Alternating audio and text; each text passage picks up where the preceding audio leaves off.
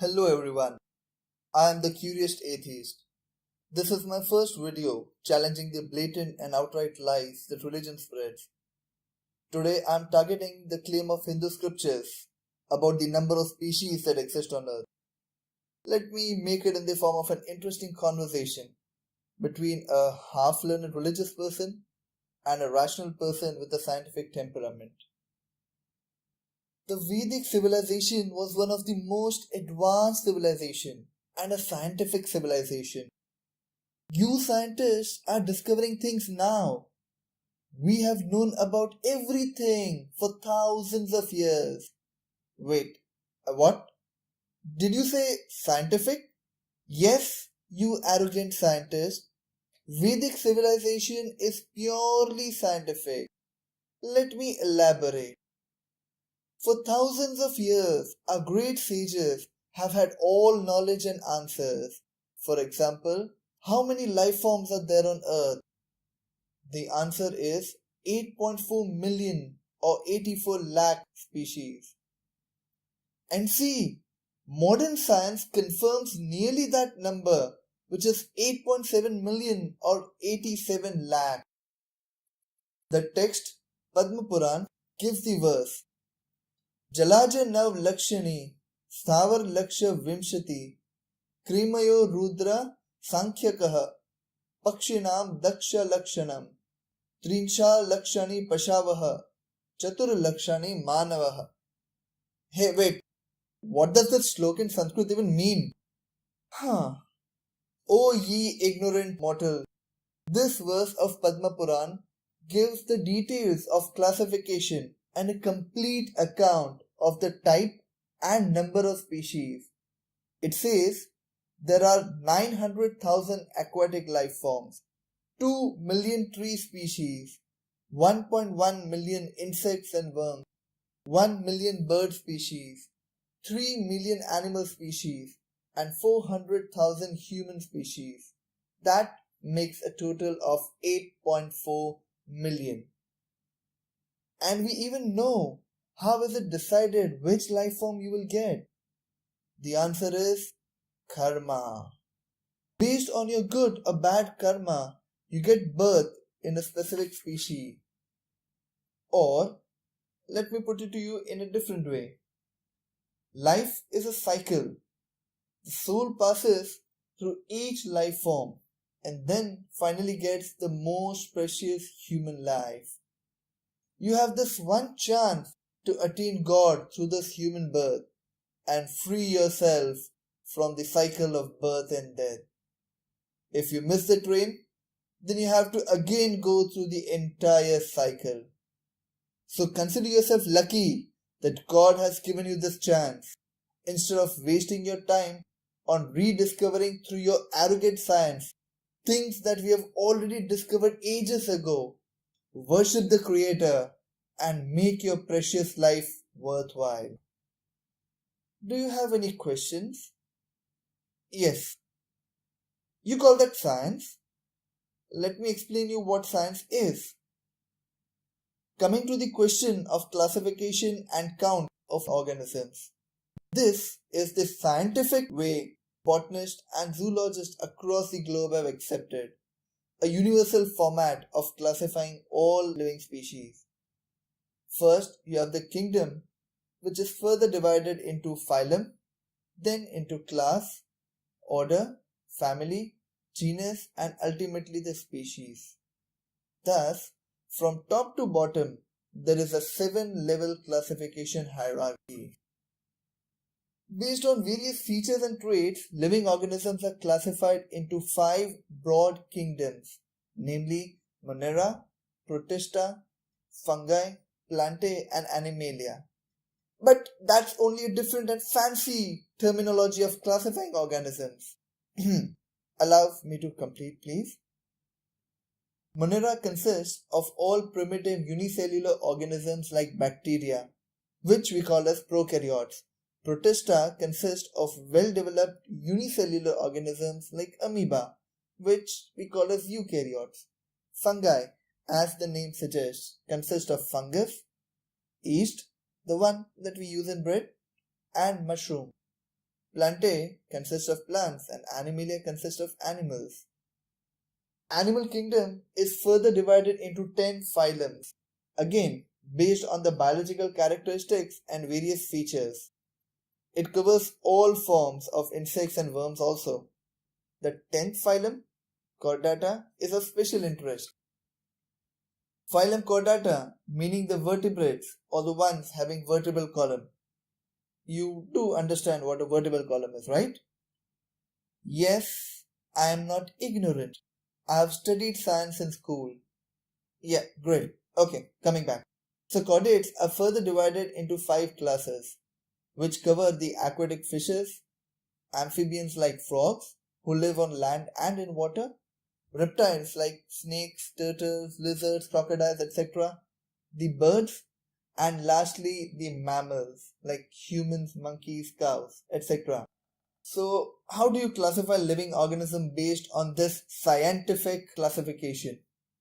Let us try to classify a national animal, the Bengal tiger. You remember the 7 levels? So here's the classification. Since it is an animal, so kingdom Animalia. It has a vertebral column, so phylum Chordata. It is a mammal, so class Mammalia, and so on. The scientific name of the Bengal tiger is Panthera tigris. This classification is unique and no other tiger species, be it African or Chinese, have the same classification. Ah, you scientists never leave a chance to boast. That's why we call you arrogant. Hey, wait, what? I'm not boasting. Yes, you are. Anyways, okay, moving on. Let's compare the Vedic and modern scientific classification. Hey, where are the microorganisms in Vedic science? You missed on to them? Ah, yes, Vedic civilization, the most advanced and scientific civilization, did not have technology named as a microscope, so it couldn't see the entire plethora of life thriving at the micro level, correct? And yes, also the mushroom. If I'm not mistaken, even today religious people are not able to decide whether a mushroom is vegetarian or non-vegetarian and whether one should eat it or not. Mushroom is neither plant nor animal. It's a fungus. But yes, I do understand your confusion. As per Vedic scientific classification, you have only 2 classes, namely plants and animals. So, how do you decide where mushroom lies? And oh my gosh, you have missed a whopping 1.2 million species. Just because somehow the total of 8.4 million comes to a near match to the scientific number of 8.76 million, in no way does it make Vedic claim scientific. And yes, just tell me something. These 900,000 aquatic species, which so-called Vedic sages or Vedic scientists, as you would have loved to call them, did they actually dive into different waters and note down or record these details? And what's it there? 400,000 human species? Are you kidding me? Well, at least that's what the scriptures say. Seriously? You didn't even think about it once? What does it even mean? 400,000 human species? Just look around you. How many different species do you see? Based on fossil records, there have existed around 6 to 7 different human species so far. All are extinct today, be it the Australopithecus or the Neanderthals. Only the Homo sapiens species, that is us, exists today. From Africa to America to Asia, and from the Arctic to the Antarctic, all human beings belong to the same species, the Homo sapiens, which evolved around approximately 70,000 years ago. Now, there are 6 questions worth asking about the Vedic claims. First, who counted the 8.4 million species and how? what is the Vedic method of classification? Second, why do we find only one vague shlok in one Puran, whereas there is enormous Vedic literature available? So, where is the detailed classification catalog? Visit the link to the Science Daily article, read it, and discover for yourself the exhaustive scientific details of classification of each species. You will have to do some research though. I have provided the link in the description given below. Third, Vedic scriptures, if you go through them very closely, they mostly talk only of the Indian subcontinent. So, did these Vedic sages or scientists travel across the globe to count all the possible species? Fourth, were extinct species like dinosaurs also factored in? Although we've never heard about dinosaurs in any of the Vedic texts. Fifth, how come the number of species of each class as per Vedic scriptures are in such precise round numbers? For example, 1 million birds, 900,000 aquatics, 3 million animals, etc. And last, why is there such a vague cycle of life wherein you get only one chance as human, and if you miss, there is no respite? You have to start all over again from the first species to the 8.39999 million species.